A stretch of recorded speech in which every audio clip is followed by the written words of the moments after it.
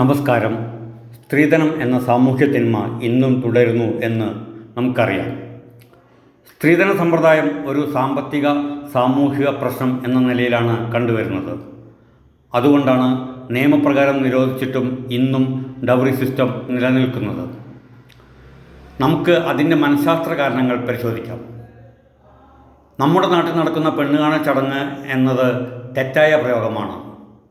കാരണം ജീവിത പങ്കാളിയെ തിരഞ്ഞെടുക്കാനുള്ള അവകാശം പ്രകൃതിപരമായി സ്ത്രീകൾക്കാണ്. സ്ത്രീ ആവശ്യപ്പെടുന്ന യോഗ്യത ഉള്ള പുരുഷനെ മാത്രമേ അവർ വിവാഹം കഴിക്കുകയുള്ളൂ.